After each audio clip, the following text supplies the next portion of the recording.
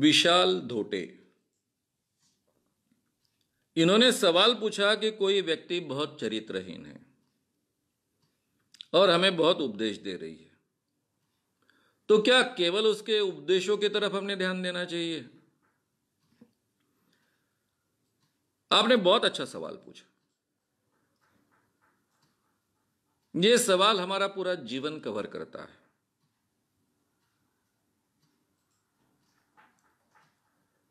हमेशा मैं अपने मापदंडों के आधार पर दूसरों का मूल्यांकन करता हूं। मेरी आदर्श व्यक्ति की कोई कल्पना होती है, एक फ्रेम तैयार होती है, और इस फ्रेम में मैं किसी व्यक्ति को बिठाना चाहता हूं। यह हर व्यक्ति का होता है। जो आदर्श को थोड़ा बहुत महत्व देता है, नैतिक मूल्यों को महत्व देता है, उसके बारे में होता है। शायद मेरे भी जीवन में शुरुआत में हुआ था।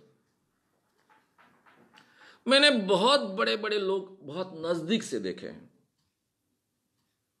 जिनको हम कहेंगे कि उनकी ऊंचाई हिमालय से भी बड़ी है। ऐसे व्यक्ति बहुत नजदीक से मैंने देखे। और यह देखते वक्त मेरे ध्यान में आया कि हर व्यक्ति के पैर मिट्टी के होते हैं। यानी हर व्यक्ति एक टाइम में बहुत बड़ा होता है, कुछ चीजों के बारे में, विचारों के क्षेत्र में, काम के क्षेत्र में, लोगों के लिए किए हुए काम के क्षेत्र में, और कुछ क्षेत्र में बहुत छोटा भी होता है, आम इंसान जैसे होता है, जिसको हम कहते हैं उसके पैर मिट्टी के हैं। यानी उसके हाथ से भी आम इंसान जैसी गलतियां होती हैं। मैंने कभी किसी पर कोई भी गुण थोपने का, नैतिक मूल्य थोपने का प्रयास नहीं किया। जिस व्यक्ति में जो अच्छा है उसकी तारीफ करो। अगर आपको लगता है तो अपने जीवन में अमल में लाओ। अगर आपको लगता है कि यह ठीक नहीं है, गलत है, तो उसके तरफ ध्यान मत दो। लेकिन उसके आधार पर उस व्यक्ति का मूल्यांकन मत करो। यह मैंने बहुत पहले से अपने जीवन में सीखा है।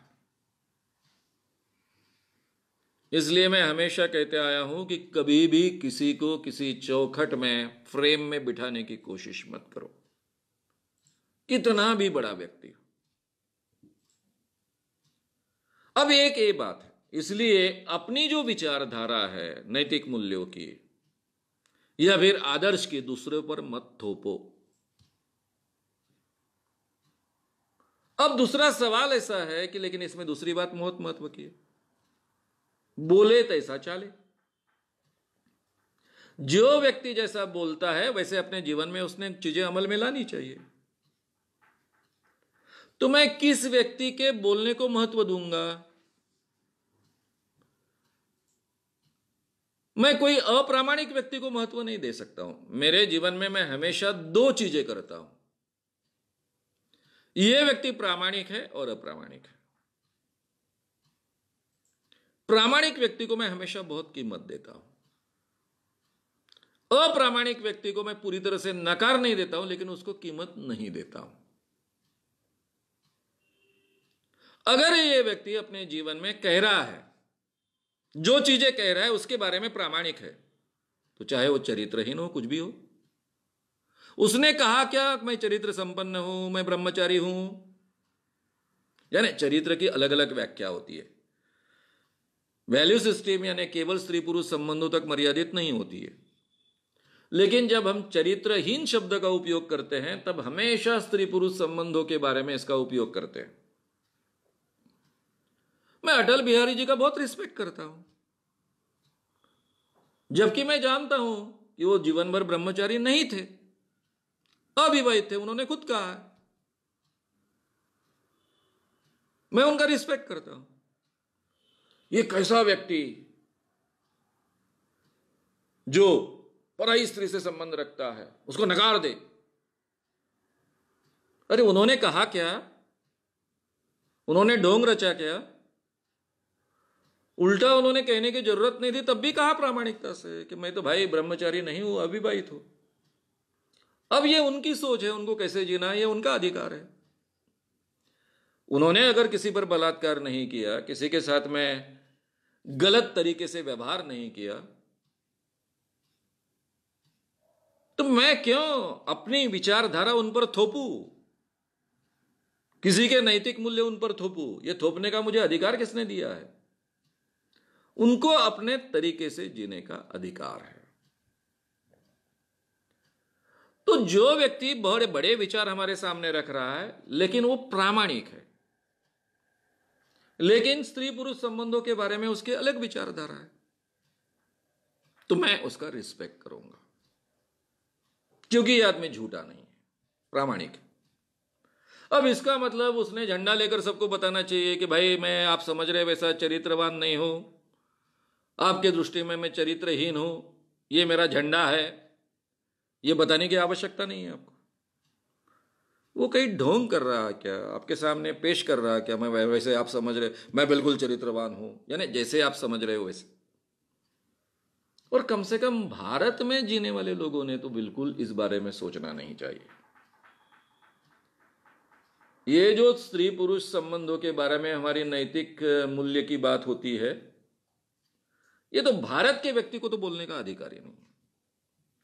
हमारे यहां इतनी अलग अलग परंपराएं हैं, अलग अलग इसके बारे में, जैसे आदिम जमाती में, आज के जमाने में,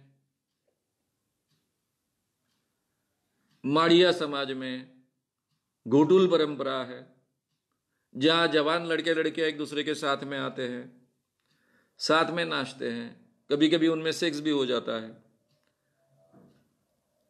और ऐसा भी हो सकता है कि वहां अगर 20 लड़के लड़कियां आती है तो हर एक के साथ में संबंध आ गया है। यह भी हो सकता है, कोई किसी पर जबरदस्ती नहीं करता है, लेकिन अगर इच्छा हो तो एक दूसरे के साथ में संबंध भी रख लेते हैं। जब उन्हें लगता है कि ये जो व्यक्ति है ये मेरे लिए सबसे ज्यादा अच्छा है, कॉम्पैटिबल है, फिर वो शादी का निर्णय लेते हैं। तो ये डेटिंग की परंपरा जो अमेरिका में है, जिसको हम बहुत चरित्रहीन बात कहते हैं, ये तो हमारे भारत में है। हमारे भारत में एक भाई के साथ में शादी, यानी सब भाइयों की पत्नी बन जाती है वो, यानी केवल पांडवों के बारे में हुआ, यह अपवाद नहीं है, यह परंपरा आज भी है हमारे देश में। ऐसी अलग अलग परंपराएं जिस देश में हैं, वहां पर हमने किसी एक को चरित्रहीन कहना, भाई आपको अधिकार किसने दिया चरित्रहीन कहने का? आपके नैतिक मूल्य आपके पास रखिए, उसने तो नहीं कहा ना। तो ये दूसरी भी बात हमें ध्यान में रखनी चाहिए। यानी एक तो हम किसी को भी, कोई भी कितना भी बड़ा व्यक्ति हो, किसी चौखट में बिठाने का प्रयास नहीं करना चाहिए, क्योंकि इंसान इंसान होता है, वो गलतियां कर सकता है, उसको गलतियां करने का अधिकार है। बड़े से बड़े इंसान में भी सामान्य बातें होती है। जो अच्छा है उसकी तरफ हमने आदर से देखना चाहिए, उसकी तारीफ करनी चाहिए। जो अच्छा नहीं उसकी तरफ ध्यान नहीं देना चाहिए। लेकिन मैं दो भेद करता हूं, मैंने आपसे कहा प्रामाणिक और अप्रामाणिक। वो अगर प्रामाणिक है अपनी बातों के बारे में, तो उसके बातों में वजन है, उसको हमने महत्व देना चाहिए, लेकिन कोई बात उस पर थोपनी नहीं चाहिए। तो इसलिए चरित्रहीन वगैरह ये जो शब्द है ना, वो भारतीय परंपरा में बैठते नहीं हैं। जिस भारत में खजुराहो टेम्पल्स है, वात्स्यायन जैसा ऋषि मुनि हुआ है, हमारे मंदिरों में सेक्स के शिल्प लगे हैं, जहां शाक्तपंथीय परंपरा में सेक्स के जरिए मोक्ष प्राप्त करने की धारणा है, कम से कम उस भारत में तो ये बात कहने के लिए हमें अधिकार नहीं है। किस व्यक्ति ने कैसा चरित्र रखना है ये उसका अधिकार है। जब तक वो दूसरे का नुकसान नहीं करता है, दूसरे पर बलात्कार नहीं करता है, दूसरे के अधिकारों पर अतिक्रमण नहीं करता है, तब तक उसके बारे में हमें बोलने का अधिकार नहीं है। ये हमने हमेशा समझ लेना चाहिए। मुझे लगता है जो बात मुझे कहनी थी आप तक पहुंच गई। अगर आपको ये वीडियो पसंद आया हो तो उसे ज़रूर लाइक करें। लोगों में ये अवेयरनेस फैलाने में हमारी मदद करें। वीडियो को ज़रूर शेयर भी करें। तो हमारे YouTube चैनल श्याम मानव को विज़िट करें। ऐसे सारे वीडियोस का आनंद लेने के लिए हमारे चैनल को सब्सक्राइब करें। उसके लिए सब्सक्राइब बटन दबाएं। नए वीडियोस का नोटिफिकेशन पाने के लिए बेल आइकन दबाएं।